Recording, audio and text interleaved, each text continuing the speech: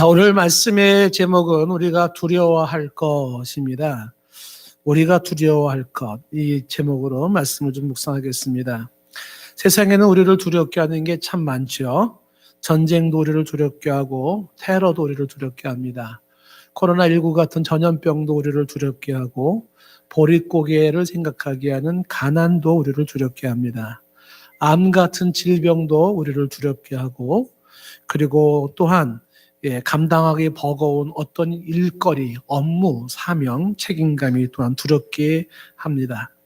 수험생들에게는 시험이 두려울 수 있고, 새로 직장에 적응해야 되는 사람은 그 새 직장 뒤 두려울 수도 있습니다. 어떤 이는 캄캄한 밤이 두렵고, 또 동네 불량배도 두렵고, 험상궂게 생긴 이웃집 아저씨도 두렵고, 처음 접하는 낯선 사람도 두렵고, 두려운 게 참 많습니다. 아이들에게는 남양 특집 전설의 고향에 나오는 꼬리 9개 달린 구미호도 두렵고, 머리 풀어 헤친 귀신도 두려울 수 있습니다. 혹은 죽음이 두려워요. 죽는 게 두려울 수 있고, 사랑하는 이와의 이별이 두려울 수도 있습니다.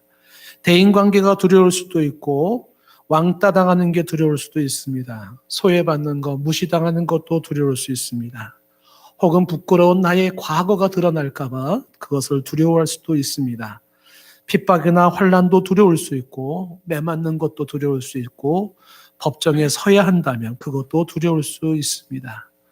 이것저것이 아니다 하더라도 그냥 내일이라고 하는 게 두려워요. 내일이 두렵다. 혹은 종말이 두렵다. 그런 분들이 있겠고, 지옥에 두려운 분도 있을 겁니다.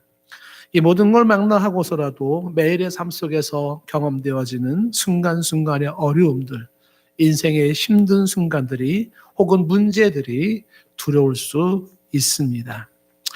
성경의 사도 바울이 한 번은 로마로 가는 그러한 과정 속에서 지중해 그 바다 한가운데서 풍랑을 만난 기사가 나옵니다. 그때 그 풍랑 속에서 배가 얼마나 흔들리고 사람이 사경을 헤맸는지 사람들은 사흘 동안 해도 별도 보지 못한 상태에서 흔들리는 배에 자기 가지고 있는 모든 물건을 바다에다가 던져야만 했습니다. 먹지 못하고 사람들은 기진하고 그리고 힘들어했던 그 순간에 하나님이 이렇게 사도 바울에게 말한 바가 있습니다. 사도행전 27장 24절 말씀에 바울아 두려워하지 말라는 말을 합니다. 무슨 얘기냐면 이 망망대해가 두려운 게 아니고, 그리고 지금 배가 언제 파산할지 모르는 게 두려운 것이 아니라 밀려오는 이 풍랑이 두려운 것이 아님을 말씀하고 있습니다. 그거 두려워하지 말라라고 얘기를 합니다. 유사한 이야기 중에 하나가 예수님께서 갈릴리 바다를 걸어가실 때, 그때도 풍랑이 일었었고 배가 완전히 자초위기에 있던 순간 속에 예수님이 걸어오시는 그 모습, 풍랑 속에 바다 위로 걸어오는 그 모습이 흡사 귀신처럼 보였습니다. 제자들은 소리쳤죠. 유령이다 라고 소리를 쳤습니다. 그때 예수님께서 하셨던 말씀도 마태복음 14장 27절에 이렇게 말씀하셨습니다. 안심하라. 나니 두려워하지 말라고 합니다. 풍랑이는 바다가 두려운 게 아니고, 그리고 걸어오는 귀신이 두려운 게 아님을 말씀해 주고 있는 겁니다. 그것도 두려운 게 아니에요. 두려워하지 마라. 마태복음 24장 6절에 마지막 종말 때의 모습을 말하고 있는데, 마지막 종말 때에는 난리와 난리 소문을 듣겠다. 그런데 너희가 삼가 이런 걸 들을 때 두려워하지 말라고 말을 합니다. 난리가 나고 전쟁이 나고 지진이 생기고 기근이 생기고 연병이 돌고 전염병이 돌아도 그거 두려워하지 마라. 그거 두려워할 거 아니다. 라고 성경은 말을 합니다. 마태복음 10장 28절에서 예수님은 몸은 죽여도 영혼은 능히 죽이지 못하는 자들을 두려워하지 말고 오직 몸과 영혼을 능히 지옥에 멸하실 수 있는 이를 두려워하라고 말을 합니다. 다시 말하면 내 몸을 죽이는 그것도 두려워할 것이 아니라고 말하고 있습니다. 정작 두려워할 것은 영혼과 육신을 능히 지옥에 멸하실 수 있는 하나님을 두려워하라고 말을 합니다. 세상에 두려워할 만한 것이 너무 많고 성경은 이것도 두려워하지 말고 저것도 두려워하지 말라고 합니다. 두렵게 하는 게 있고 그 다음에 두려워해야 할 것이 따로 있는 겁니다. 나를 두렵게 하는 것은 어쩔 수 없어요. 그건 나를 두렵게 하면 두려워지겠죠. 그런데 내가 무엇을 두려워해야 될 거라는 선택의 문제에 있어서만큼은 성경은 두려워할 것이 있고 두려워하지 말아야 할 것이 있음을 말을 하고 있습니다. 오늘 우리를 두렵게 하는 것들이 무엇인가라고 하는 그런 요소가 아니라 우리는 무엇을 두려워해야 할 것인가에 말씀을 통해서 우리는 집중해 보려고 합니다. 오늘 이야기는 앞에서 나왔던 내용들이 쭉 이어지는 거지만 16절 말씀에 사도 바울의 누명 쓴 이야기부터 이야기는 진행이 됩니다. 16절에 사도 바울이 어떤 누명을 썼냐 하면 그는 이렇게 말합니다. 하여간 어떤 이의 말이 내가 즉 사도 바울이 너희에게 짐을 지우지 아니하였을지라도 라는 것은 고린도 교회에 재정적 요구는 하지 않았다 할지라도 교회에 재정적인 부담을 지우지 않았다 할지라도 그러면서 뭐라고 말했냐면 사람들이 사도 바울이 교활한 자가 되어 너희를 속임수로 취하였다 한다는 이야기입니다.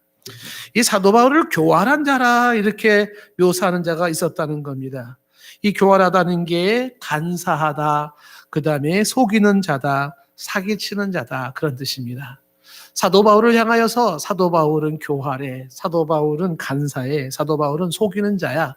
저 사도 바울은 사기치고 있어 라고 사람들이 얘기했다는 겁니다.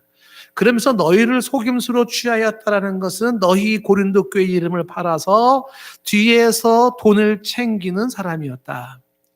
그러면서 그동안 사도 바울이 예루살렘을 돕기 위해서 마게도냐부터 쭉 돌면서 헌금을 거뒀던 구제 헌금도 저거 사도 바울이 챙겼을 거야. 이렇게 사람들이 그렇게 사람을 누명을 씌웠습니다. 여러분들이 만약에 사도 바울의 입장이라 그러면 참 기가 막히겠죠. 사랑해서 배려해서 재정적 부담을 지어주지 않았더니 고작 한다는 소리가 뭐 사도권이 없어서 그렇다느니 뭐 교회 애정이 없었다느니 그러더니 또한 한 소리가 저 사도 바울이 교회에 돈 요구하지 않는 게 뒤에서 꿍꿍이 속에 있어서 그러는 거야. 돈 챙기는 게 있으니까 저러지. 아주 교활해. 사도 바울은 아주 사기꾼이야. 이렇게 이야기를 해요. 사도 바울도 한 인간으로서 기분이 나빠지겠죠. 그리고 분노가 들겠죠. 그래서 우리가 다음 주에 볼 내용이지만 이 13장 2절에 가면 2절 끝부분에 가면 이런 얘기가 나와요. 내가 다시 가면 용서하지 아니하리라 하는 말이 나와요. 이 다시 가면 용서하지 않겠다라는 것은 그냥 두지 않겠다는 거예요.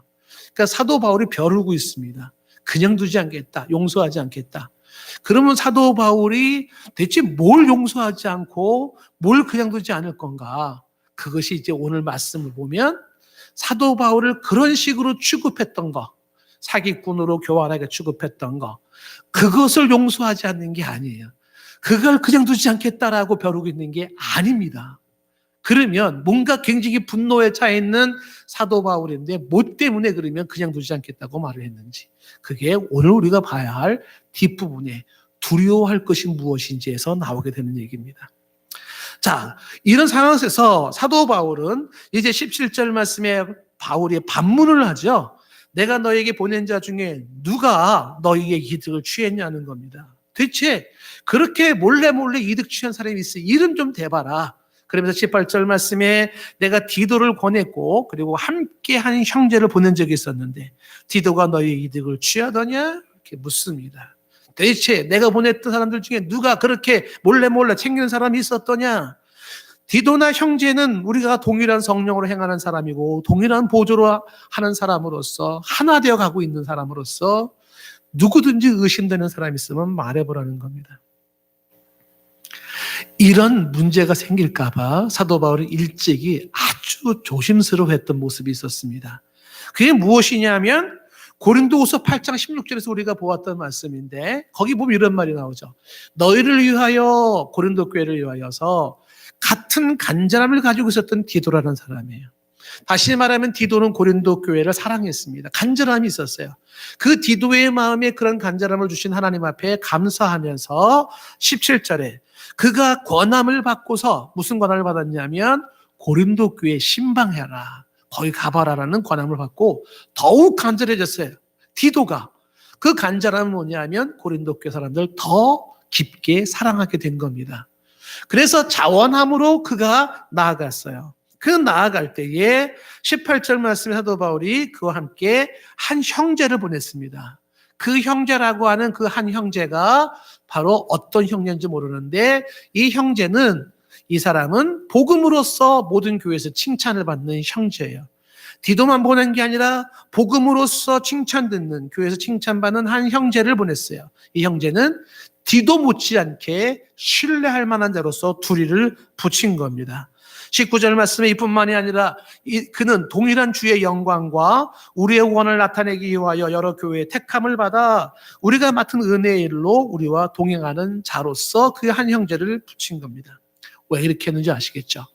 왜 굳이 디도를 보내고 왜 그렇게 한 형제를, 신신의 형제를 붙이면서 재정적인 문제를 전달하는 이런 과정 속에, 불이웃 돕게 하는 과정 속에 이 두 사람을 세웠는가? 사도 바울이 분명하게 얘기하는 것이 20절입니다.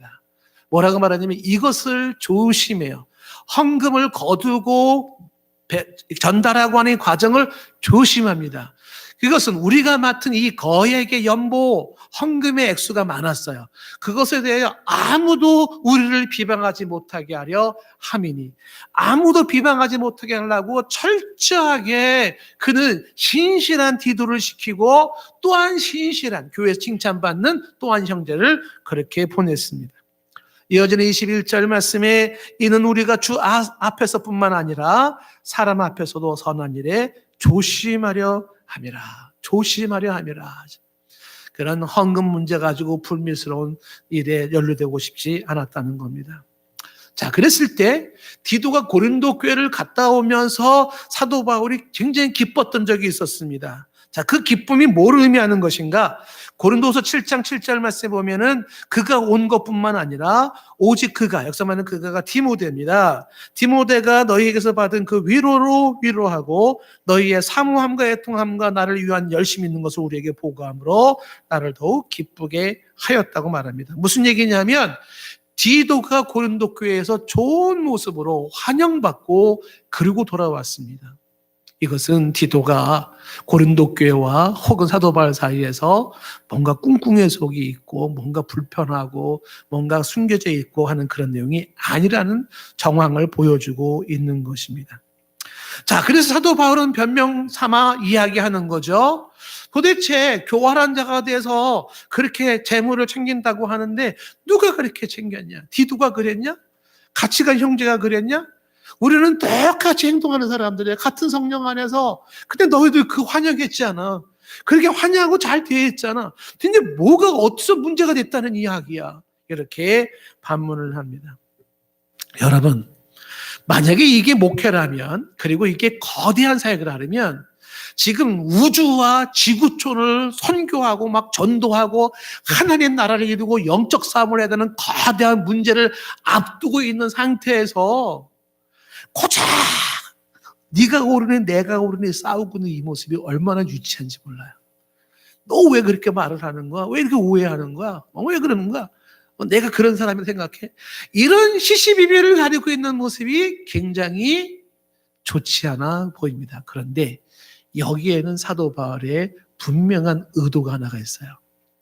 자, 그것이 뭐냐면 왜 이렇게까지 사도 바울이 이렇게까지 이야기를 하는가?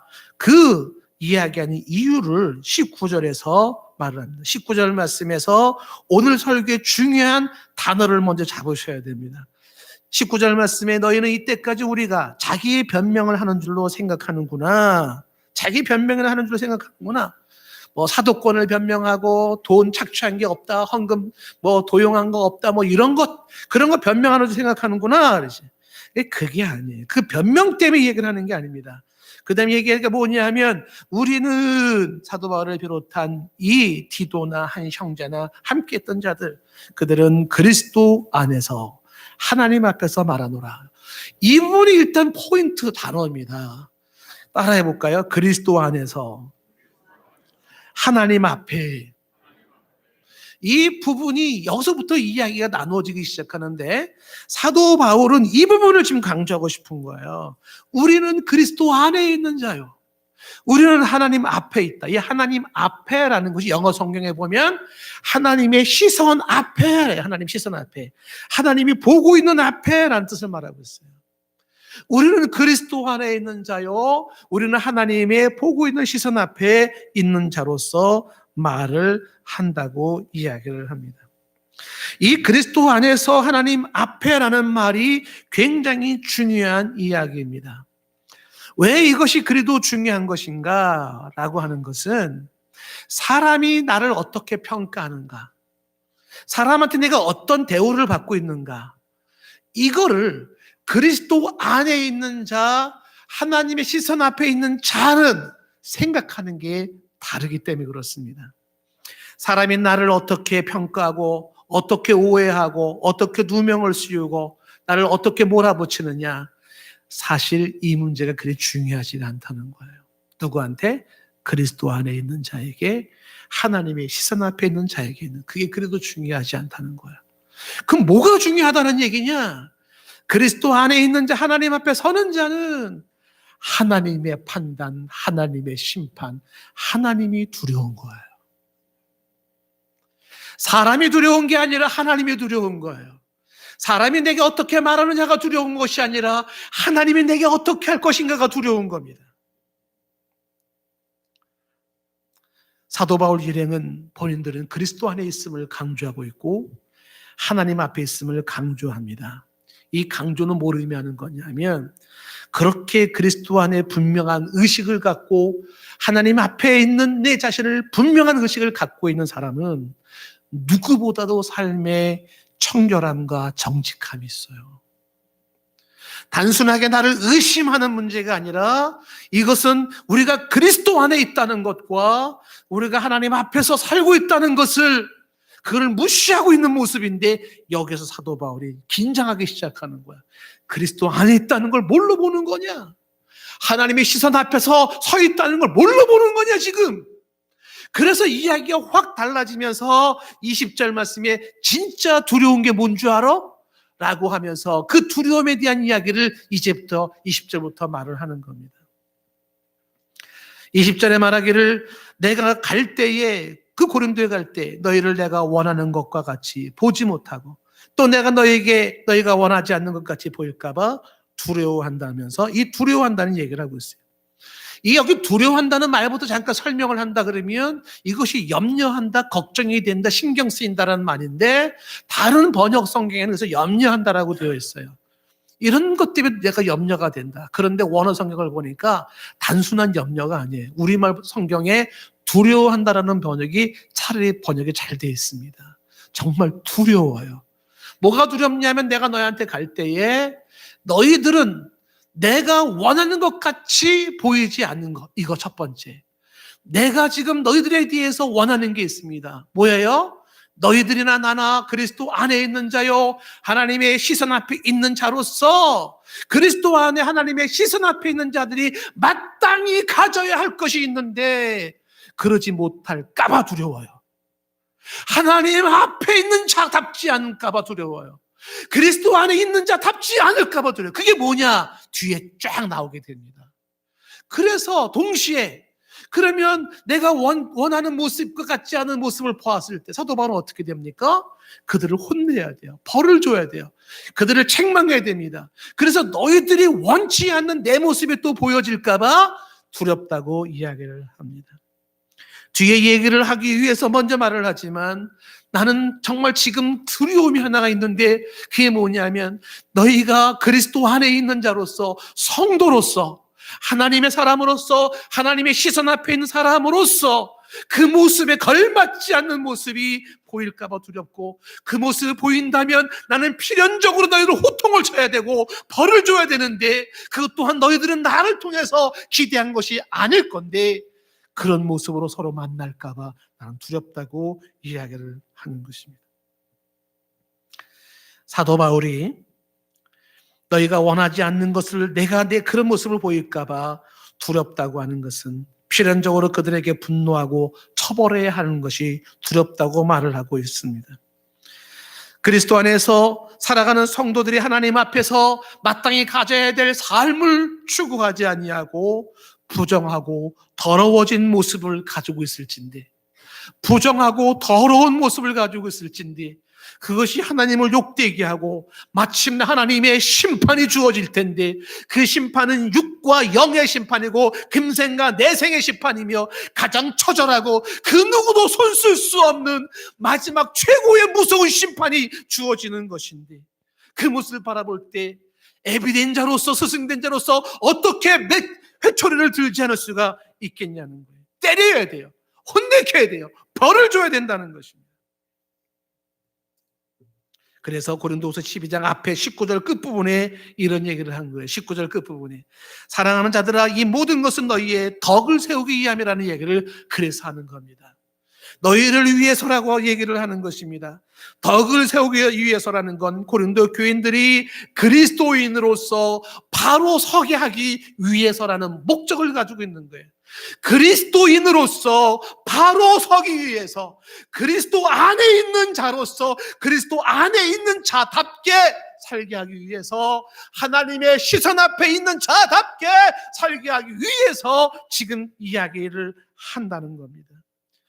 성도의 덕이 있고 교회의 덕이 있고, 성도의 아름다움이 있고 교회의 아름다움이 있고, 마땅히 가져야 되고 지켜야 할 것들이 있는데, 그런 것들을 세워나가기 위하여서 내가 얘기하는 거지, 구체하게 나를 미워했다고 그거 변명이나 하고, 나를 오해했다고 그거나 내가 지금 뭐 그렇게 명예훼손을 회복하려고 하고, 그런 문제가 아니라는 것입니다. 그렇다면 사도 바울이 정작 두려워하고 있었던 것은 무엇인가? 그것이 우리가 두려워해야 할 것으로 주목해야 하는 것인데, 그는 이런 게 두려웠던 거예요. 20절 끝부분에 보면 이제 이런 말이 나옵니다. 중간 이후에 다툼과 시기와 분냄과 당짓는 것과 비방과 수군거림과 거만함과 혼란이 있을까 두려워하고 라고 말하고 있습니다. 하나하나 짚어보겠습니다. 첫째는 다툼과 시기라고 되어 있습니다. 그리스도 안에 있는 자로서, 하나님의 시선 앞에 있는 자로서 진짜 두려운 게 뭔가? 내 안에 다툼과 시기예요. 고린도 교회는 이 문제를 해결하지 못했습니다. 그래서 고린도전서 3장 3절 말씀에도 이걸 똑부러지게 말했지 않았습니까? 너희는 아직도 육신에 속한 자로다. 너희 가운데 뭐가 있으니? 시기와 분쟁이 있으니 어찌 육신에 속하여 사람을 따라 행함이 아니리요. 육신에 속한 자로 사람을 따라 행하는 자가 뭐예요? 시기와 분쟁이라고 이야기를 하고 있습니다. 결코 그리스도 안에 있다고 말하기에 곤란할 만큼, 그리고 하나님의 시선 앞에 서 있다고 말하기 곤란할 만큼 육신에 속하여 사람을 따라 행하는 자의 모습이 그대로 나타나고 있으니, 누구한테? 성도들에게 시기와 분쟁이 있는 모습. 사도 바울은 이 부분이 두려워지기 시작한 겁니다. 여기서 두려움은 끝나는 것이 아니라 그 다음에 이야기하는 것이 분냄과 당짓는 것이라고 이야기를 하고 있습니다. 그 분노를 표출하는 것과 함께 당을 짓는 건 끼리끼리 팔을 만드는 것입니다. 고린도서 3장 4절 말씀에서 말하는 것처럼 고린도 교회는 당을 짓고 팔을 만들었어요. 네 편 내 편을 자꾸만 만들었습니다. 그래서 누구는 바울 속했고, 나는 아볼로에게 속했고, 그 다음에 나는 게바에게 속했고, 그리스도에게 속했다고 하면서 교회에 파벌이 생겨요. 김집사파, 이집사파, 박집사파, 파가 나누어지는 거예요. 이 사람 무리, 저 사람 무리 파가 나누어지고 있는 거예요. 이게 그리스도 안에 있는 자의 모습인가? 이게 하나님의 시선 앞에 서 있는 자의 모습인가? 이런 게 두렵다는 걸 알아야 한다는 겁니다. 이런 게 두렵다는 것은. 그리고서 또 두려움으로서 얘기하는 것이, 고린도께 지적하는 것은 비방과 수군거림이라고 이야기하고 있습니다. 비방은 앞에서 대놓고 악담을 하는 것이고, 수군거림은 뒤에서 보이지 않는 곳에서 악평을 하는 겁니다. 앞에서 악담을 하고 뒤에서 악평을 하면서 그러고서 사람들을 향해서 이야기하는 그 모습, 이게 그리스도 안에 있는 자의 모습이냐? 이게 하나님의 시선 앞에 서 있는 자의 모습이냐? 나는 이게 두렵다. 이게 두렵다. 그리고 또 이야기하는 두려움으로 언급하는 것이 거만함과 혼란이라고 되어 있는데, 이 거만함은 교만입니다. 고린도 교회의 특징이 교만 아닙니까? 고린도 교회 사람들은 참 교만했습니다.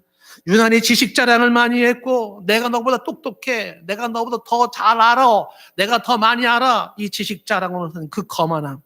성령의 은사처럼 너 방언할 줄 알아, 예언할 줄 알아, 그런 은사처럼 가지고 자랑하고, 세상 법정에 소송을 하고 우상에게 바친 재물을 너는 못 먹어 그것도 못 먹으면서 너는 그것도 먹으면서 그리고 싸우고 있고, 여자가 교회에서 머리에 수건을 썼니 안 썼니 문제 가지고 싸우고 있고, 그리스도의 부활이 있니 없니 가지고 사람들은 다투기 시작하는 거예요.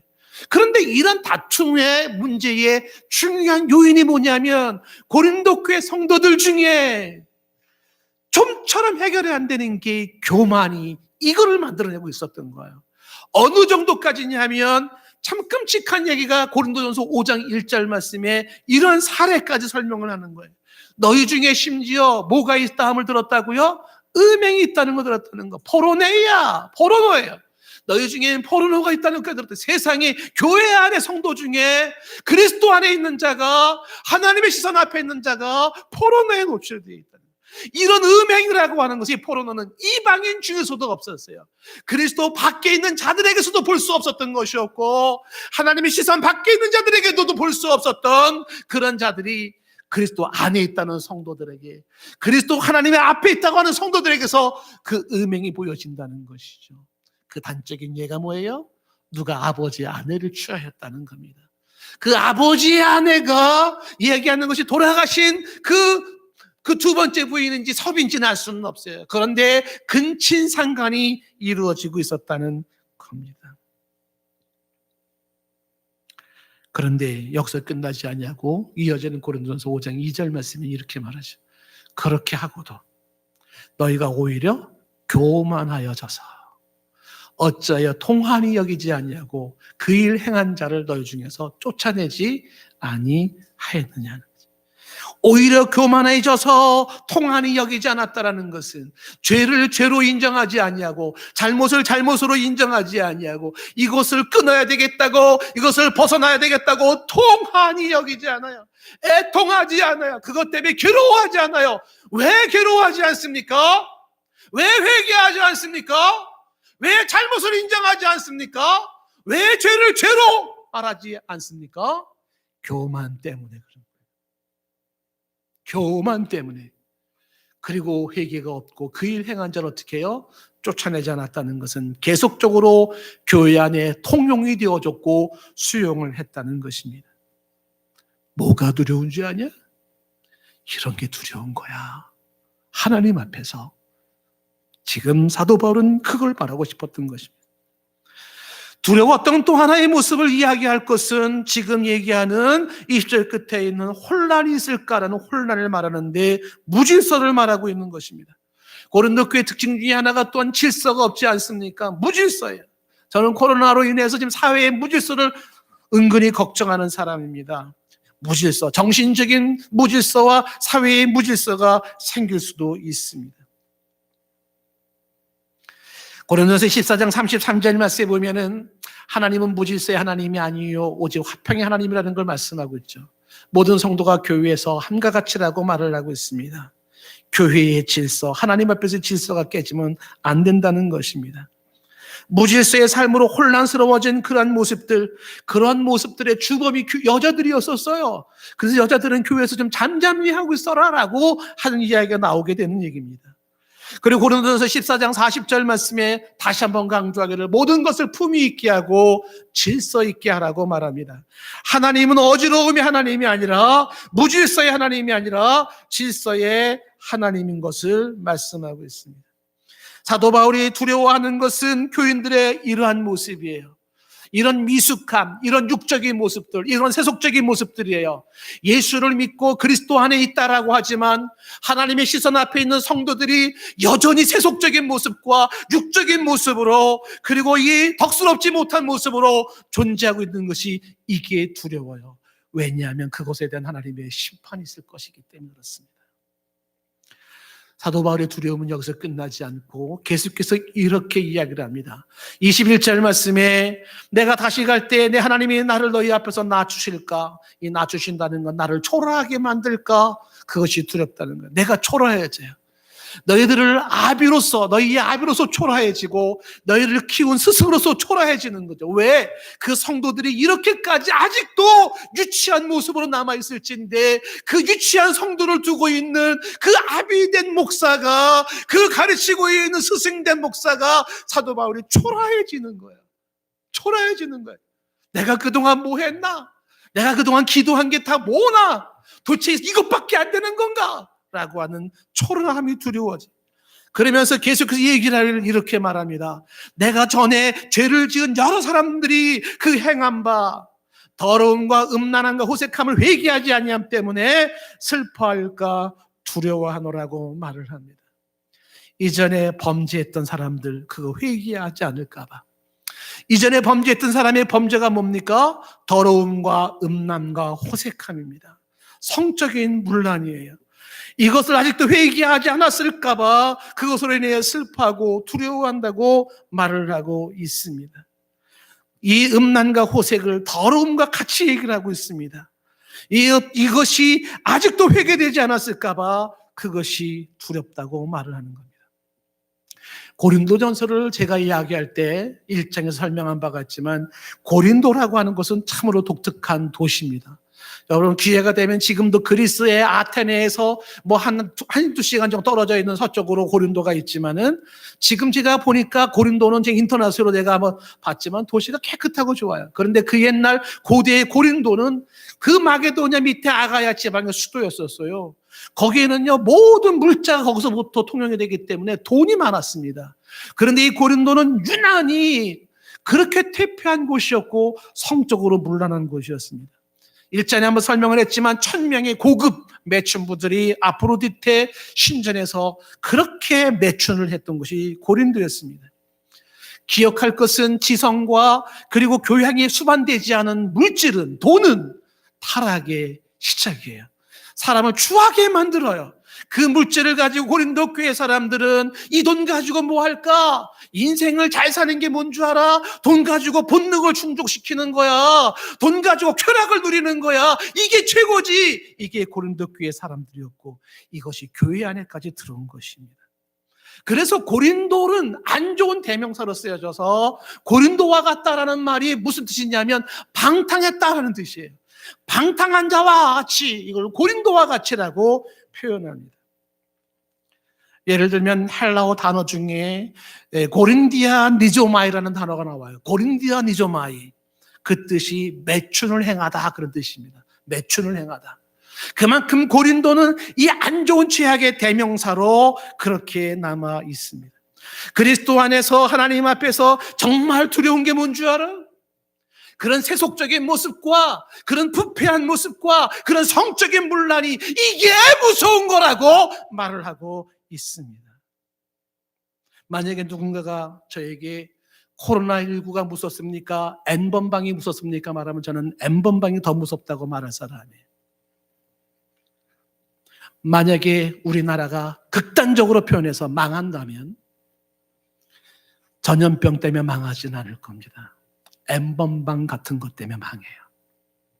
이건 제 얘기가 아니라 역사학자들의 구구한 이야기입니다. 한 나라를 멸망시키는 것은요, 외세의 침략이나 혹은 전염병에 의해서가 아니에요. 그 민족들 속에 퍼져 있는 부패, 썩어 있는 그 모습. 이게 망하게 만드는 겁니다. 프란세스 셰이퍼가 그러면 우리는 어떻게 살 것인가라는 책에서 에드워드 기본의 책을 소개를 합니다. 에드워드 기본의 책에 로마 제국의 세망사라는 책이 있는데 좀 두터운 책이죠. 그 책은 아주 유명한 책입니다. 그 책에서 1000년 이상이나 지속됐던 로마의 멸망을 5가지로 요약을 해버려요. 왜 그 거대한 로마는 멸망했는가? 그 멸망의 징조를 볼 때 벌써 체크를 하라는 겁니다. 이런 징조가 나타나면 거기는 멸망한다는 거예요. 1000년의 역사가 무너져 버려요.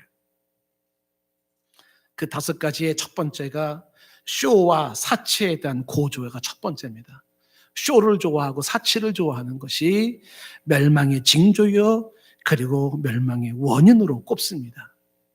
두 번째 꼽는 이유, 징조와 원인은 빈부격차라 그래서 부익부 빈익빈 현상이 심해지는 거예요.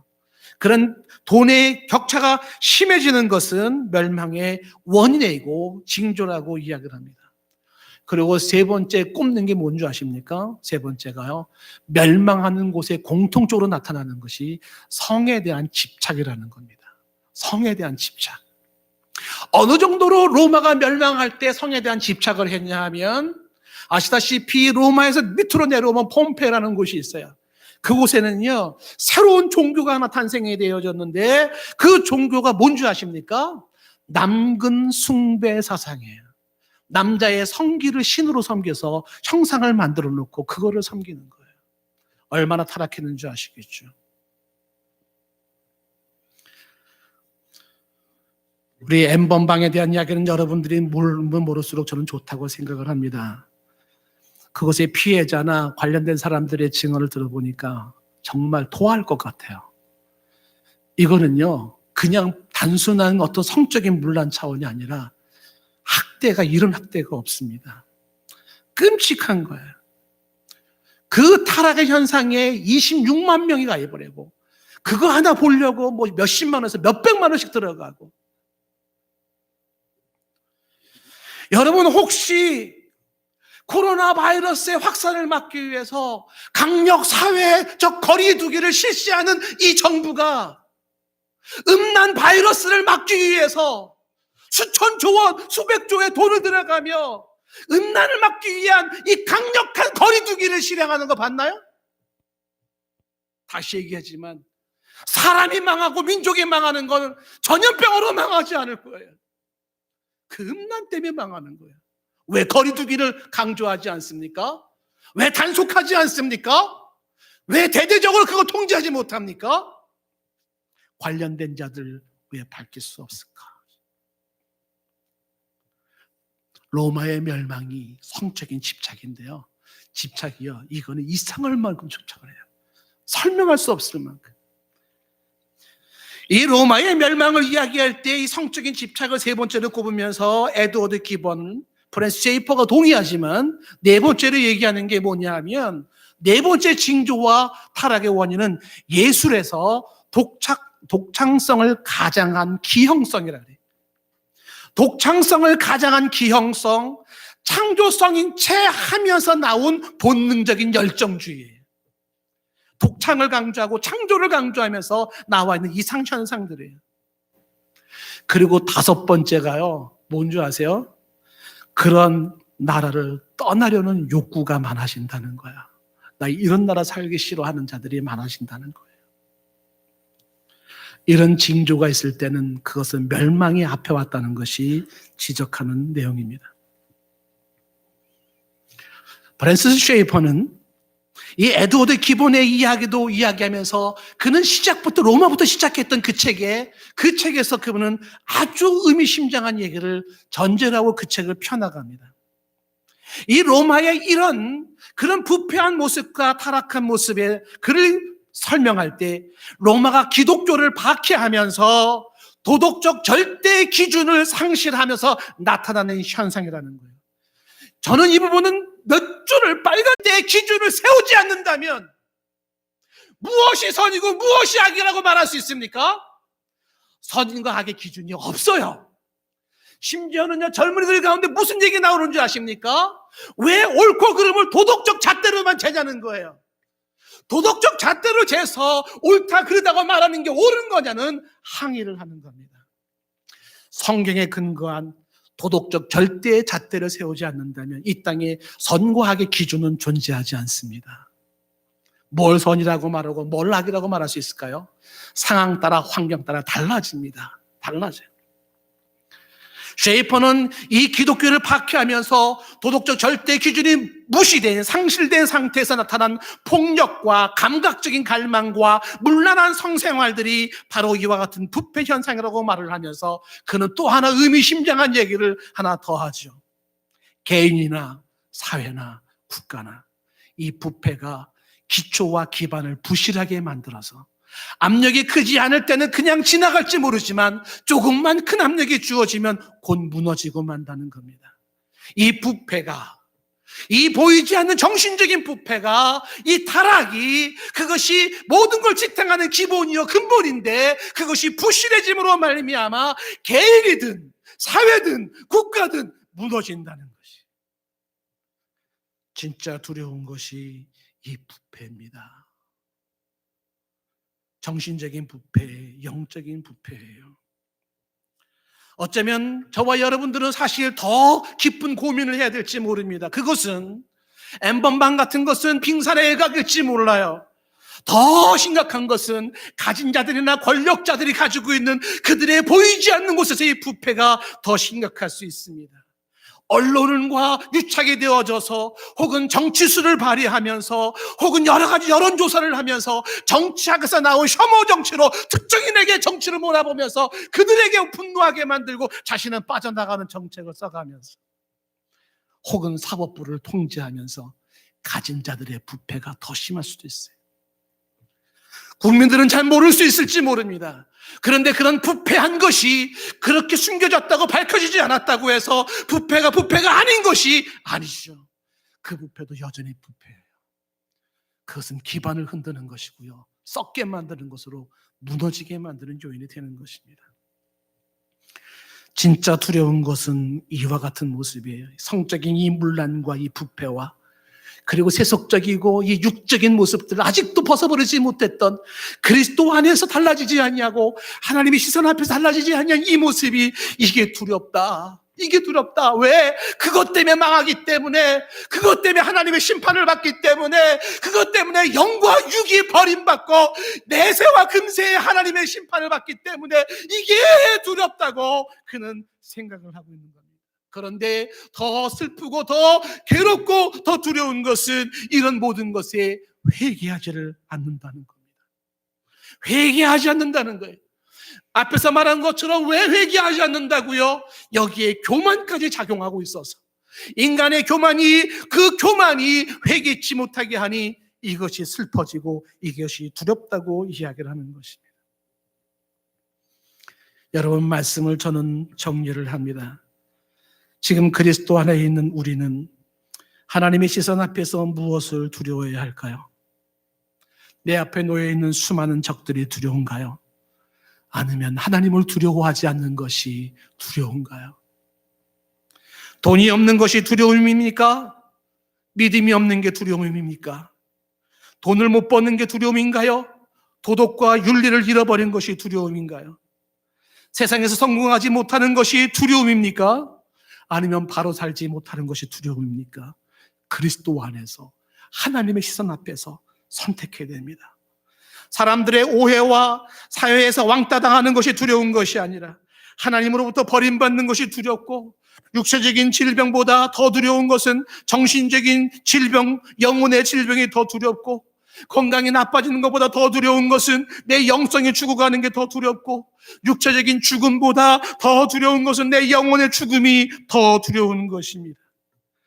그리스도 안에서 하나님 앞에서 무엇을 두려워해야 하는가?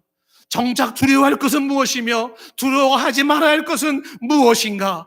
오늘 사도 바울의 이 고민 속에, 고백 속에 우리 저와 여러분이 돌아보기를 원하며, 하나님 앞에서, 그의 시선 앞에서 그리스도 안에 있는 자로서 정말 두려운 것이 무엇인가, 무엇을 두려워해야 하는 것인가, 이 부분에 대한 분명한 기준과 판단을 세울 수 있기를 원합니다.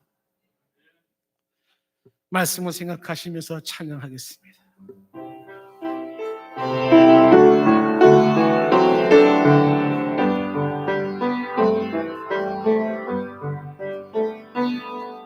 정결한 마음 주시옵소서. 오 주님, 정직한 영을 새롭게 하소서. 정결한 마음 주시옵소서. 정결한 마음 주시옵소서. 오 주님, 정직한 영을 새롭게 하소서.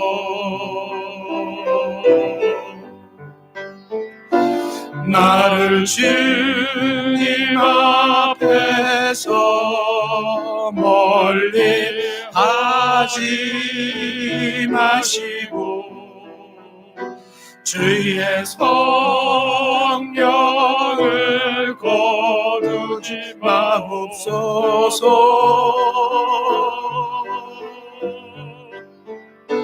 그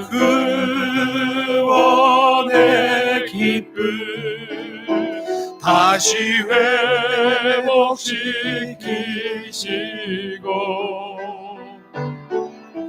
변치 않는 맘 내 안에 주소서. 나를 주님 앞에서 멀리하지 마시고 나를 주님 앞에서 멀리하지 마시고 주의 성령을 거두지 마옵소서.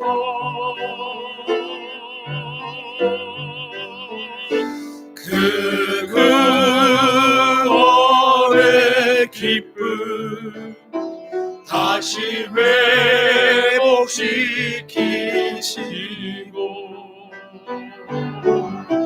변치 않는 맘 내 안에 주소서. 이 시간 그리스도 안에 있는 자들로서 하나님은 그 시선 앞에 섭시다. 날 보고 계시는 하나님의 그 눈빛과 나의 눈빛이 마주치면 좋겠습니다. 그 하나님 앞에서 내가 정말 두려워해야 할 것은 무엇인가? 우리 사회가 정말 두려워해야 할 것은 무엇인가? 우리 이민족이 정말 두려워해야 할 것은 무엇인가? 세계가, 역사가 정말 두려워할 것은 무엇인가? 그 하나님의 시선 앞에서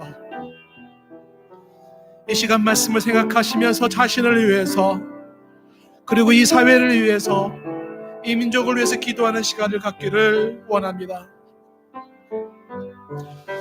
하나님 아버지, 주께서 하나님 앞에 오시고 인도해 주시옵소서. 아버지,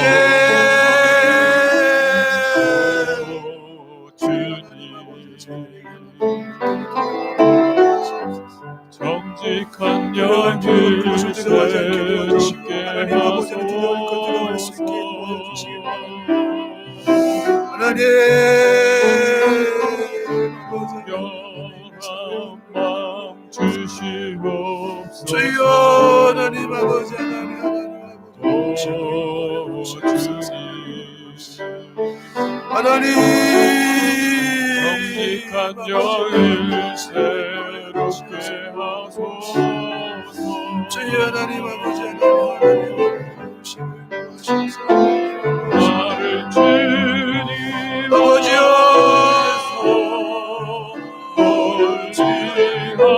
멀지하지 마시고 내 아버지 하나님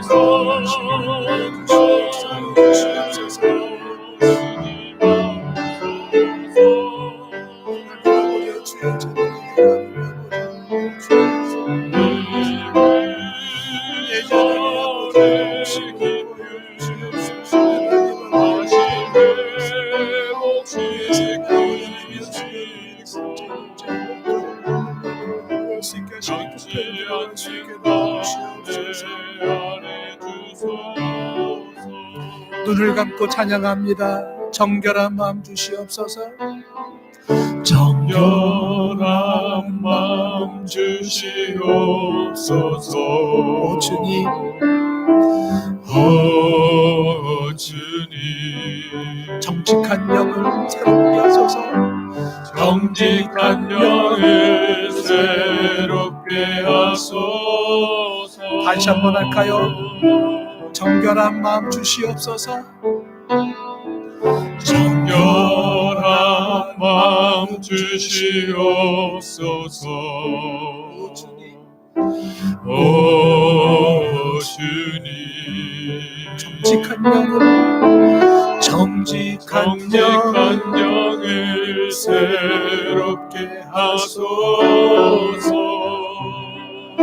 나를 주님 앞에서 멀리하지 마시고 나를 주님 앞에서 멀리하지 하지 마시고 주의 성령을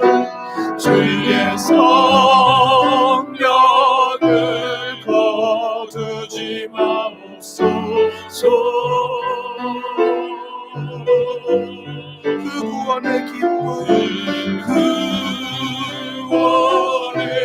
기쁨 다시 회복시키시고 변치 않는 마음 변치 않는 마음 내 안에 주소서.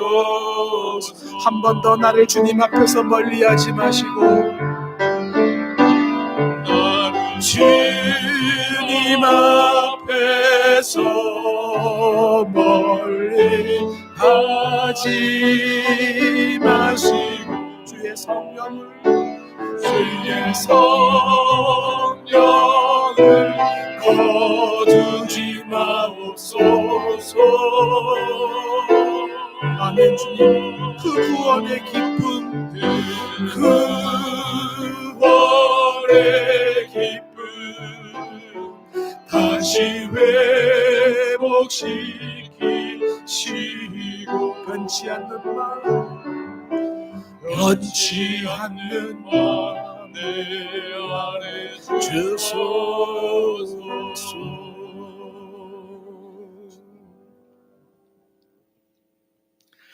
내가 갈 때 너희를 내가 원하는 것과 같이 보지 못하고 또 내가 너희가 원하지 않는 것과 같이 보일까 두려워하며 또 다툼과 시기와 분냄과 당짓는 것과 비방과 수군거림과 거만함과 혼란이 있을까 두려워하고 또 내가 다시 갈 때 내 하나님이 나를 너희 앞에서 낮추실까 두려워하고 또 내가 전에 죄를 지은 여러 사람들이 그 행한 바 더러움과 음란함과 호색함을 회개하지 아니함 때문에 슬퍼할까 두려워하노라.